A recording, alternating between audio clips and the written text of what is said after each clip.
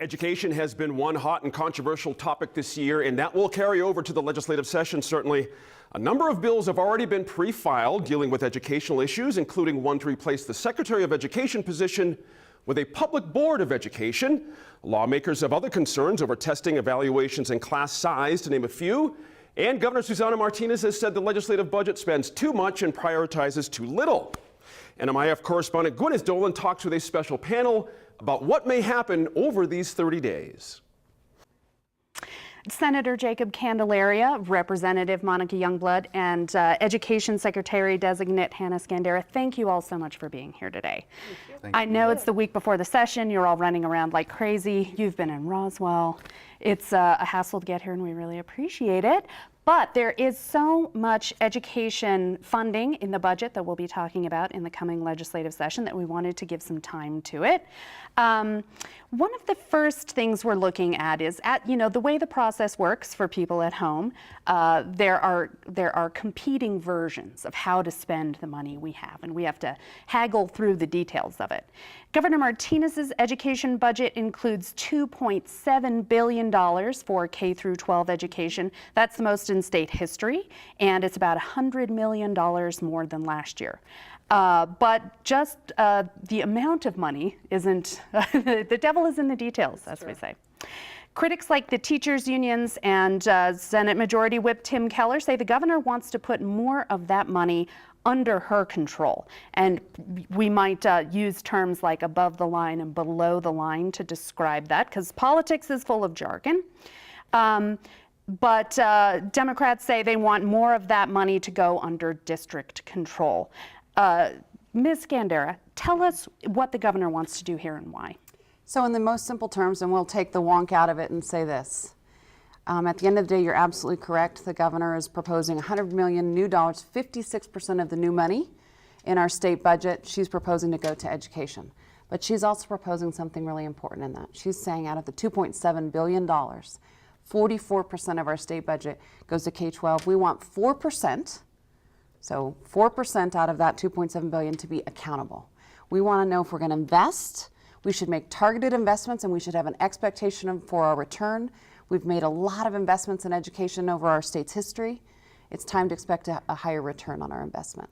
Senator Candelaria, what this means is taking some money out of the control of local school districts. Why do we care? Why is that a bad idea? I think at the end of the day, the claim that this budget invests more in education than ever has been is fuzzy Santa Fe math. It sounds good to talk about making money accountable, and no one is arguing for less accountability. But the governor's current budget creates a structural deficit, at least in APS, of nearly $20 million. That's just to fund all of the reform initiatives that are in place now, pay teachers, and open the doors, and pay for the lights, and pay for the heating.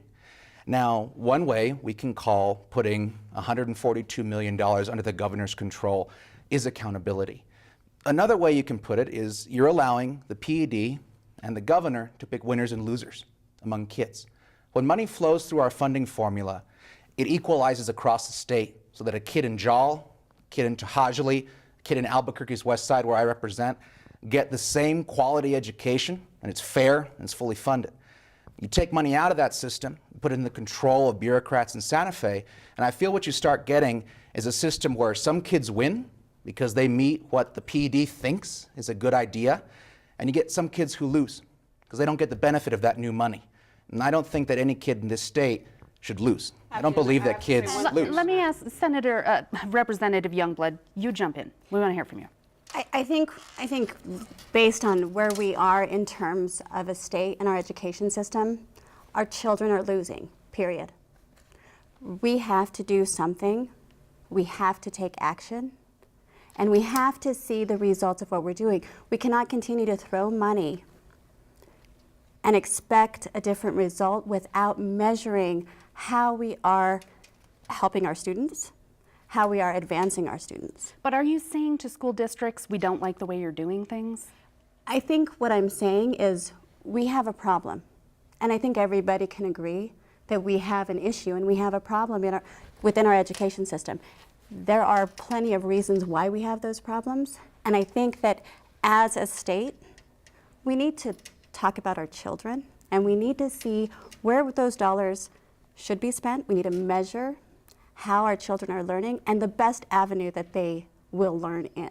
Let's talk about accountability and measurement, because Ms. Gandera, you have been in the middle of a firestorm of debate over teacher evaluation.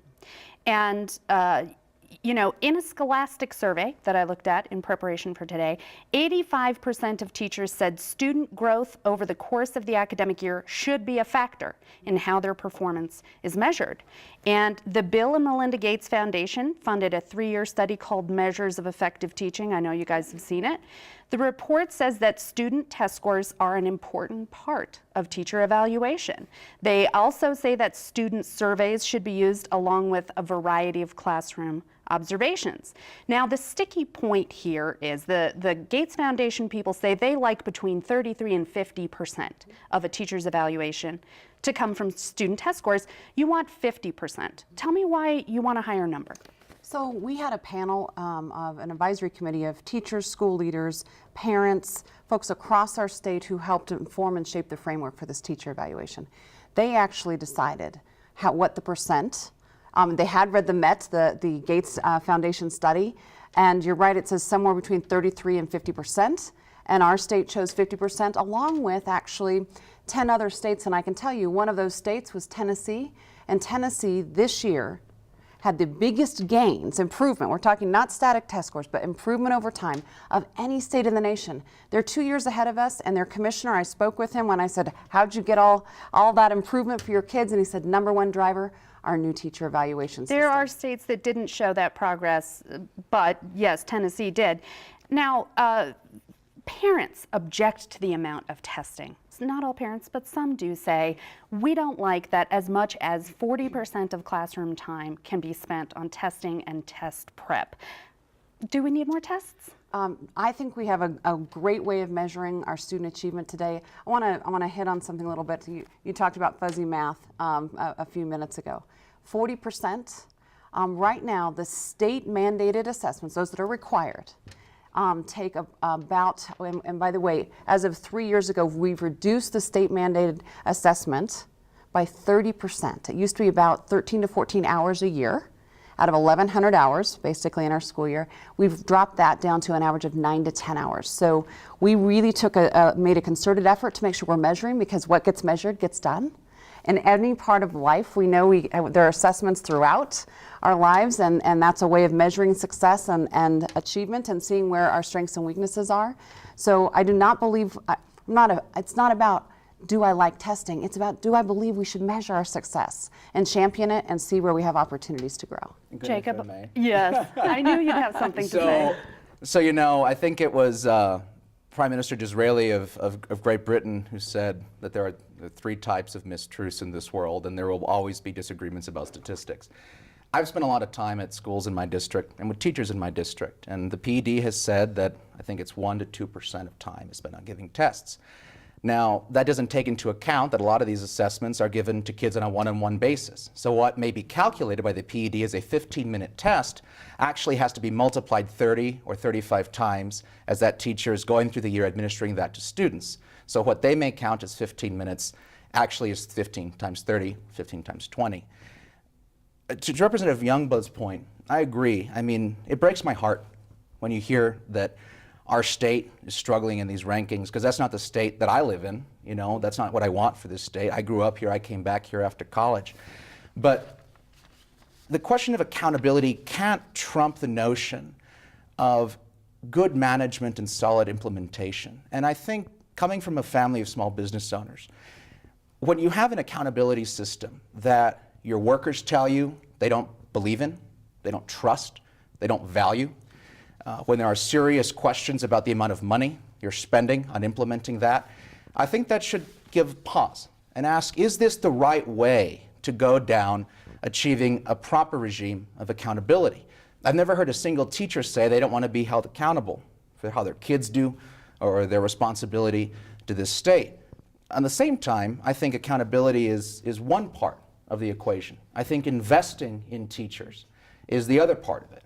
And you know, I did some calculations myself, and it seems to me that we are spending dramatically less on professional development and on preparing teachers to serve our kids. And that's what all this is about. We spent $10 million last year creating new tests, implementing new tests, but from what I could tell, about 0.3% of the overall education budget was spent on professional development for teachers. And to me, that is it represents a divergence in philosophy. Do you have accountability simply so you can call someone out and publish a grade, or do you have accountability to guide investment? And I think that is a fundamental rupture that is motivating so many families across New Mexico to join in this Keep the Promise movement. We're going to talk a lot more about this during this session, but let me move on just a little bit. I know we want to talk more to your confirmation battle. Democrats in the Senate have so far refused to vote on your confirmation, but you've been doing the job of the Secretary of Education, and you'll keep doing the job of Secretary of Education. So do you really care if they confirm you or not? You know, I will say that I fundamentally believe that you should honor whatever process is in place. And so that's been my goal and aim, is to honor that process. I will say, and I'm sure Senator Candelaria can speak to the honoring of a process or not.